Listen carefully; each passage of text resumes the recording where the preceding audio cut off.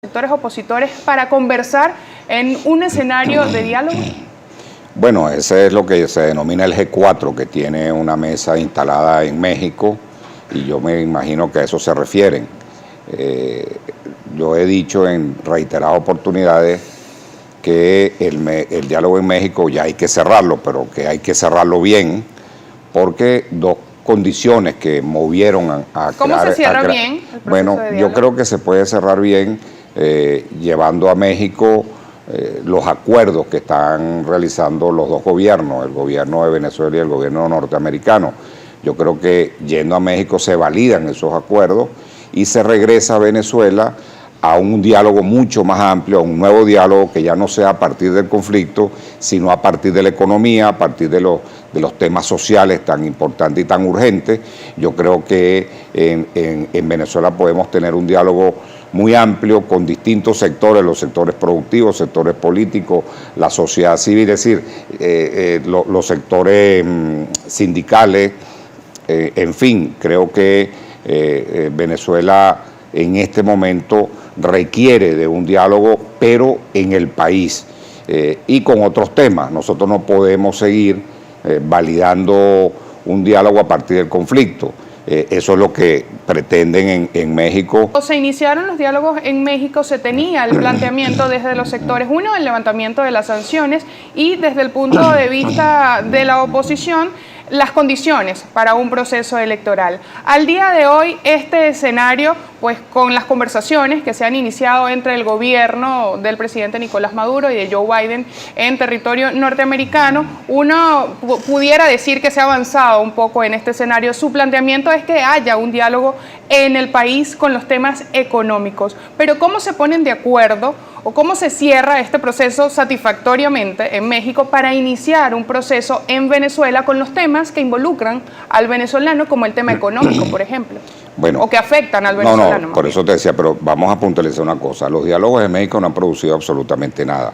Es decir, todo el proceso electoral que hemos vivido desde el 2020 al día de hoy fue gracias a la Mesa de Diálogo Nacional, que firmamos un acuerdo el 16 de septiembre del 2019. Eso es lo que nos ha traído hasta acá.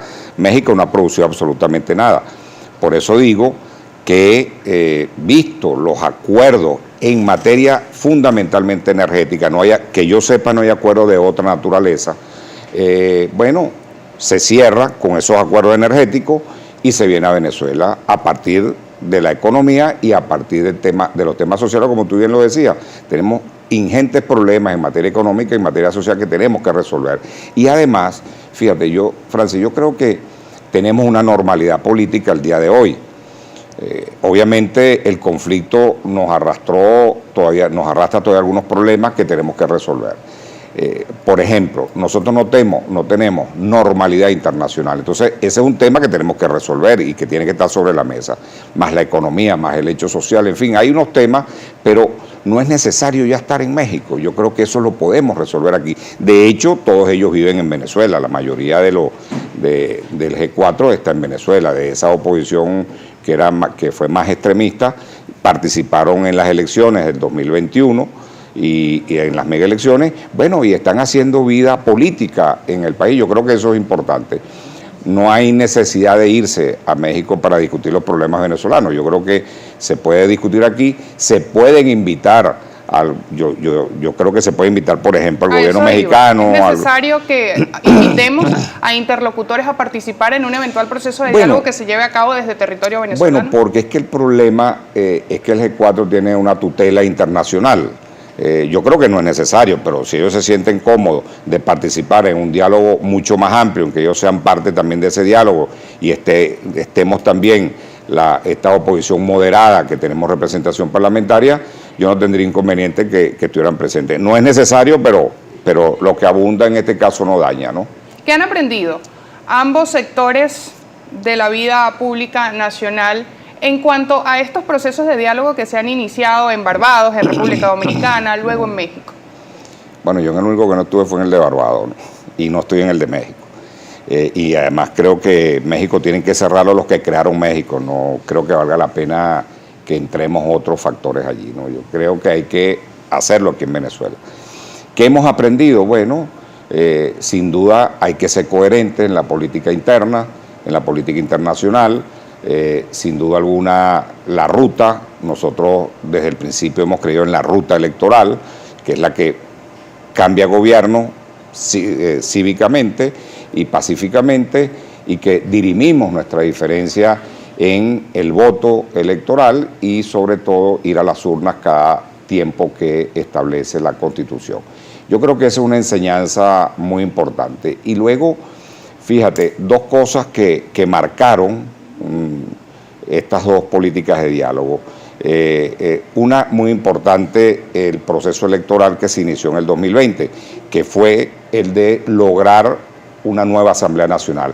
El objetivo estratégico de ese proceso para nosotros fue que con esa elección de una nueva Asamblea, sencillamente se anulaba la dualidad de poderes, es decir, el gobierno interino, que efectivamente después que pasó ese proceso se relajó el país vio que íbamos en una ruta totalmente diferente. Y luego las megaelecciones del 2021, ¿cuál fue la gran enseñanza de esa elección? Triunfó la política. Se vio que participando electoralmente podemos resolver nuestras diferencias.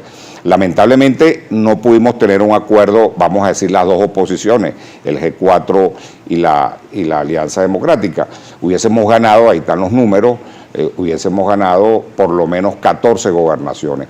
Bueno, ellos no quisieron, tuvimos unas primeras conversaciones y a partir de allí sencillamente no regresaron más. Entonces, bueno, ahí fíjate, es un tema interesante por lo demás, porque no hay diálogo entre las dos oposiciones y yo le he dicho a las distintas delegaciones internacionales que vienen a Venezuela que ellos se preocupan mucho porque el G4 converse con el gobierno y siempre siempre siendo un puente. Yo le digo, no, mira, ellos conversan de más. Sí, yo creo que eso está de más.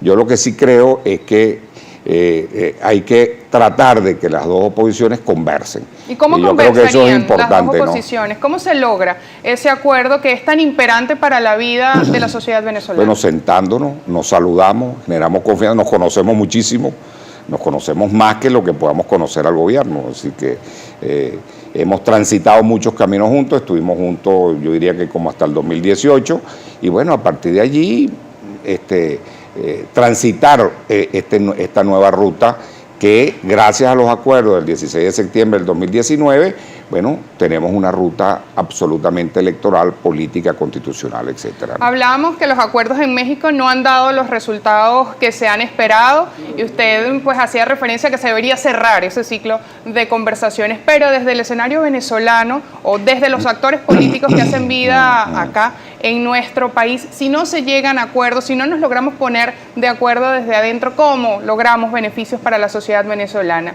Eso está allí en la mesa, diputado, y debemos evaluarlo para poder continuar en Francis, el diálogo es de todos los días.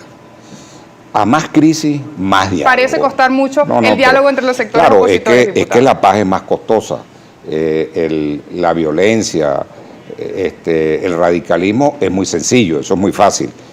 Sentarnos a lograr rutas democráticas, rutas pacíficas, electorales, es más complejo.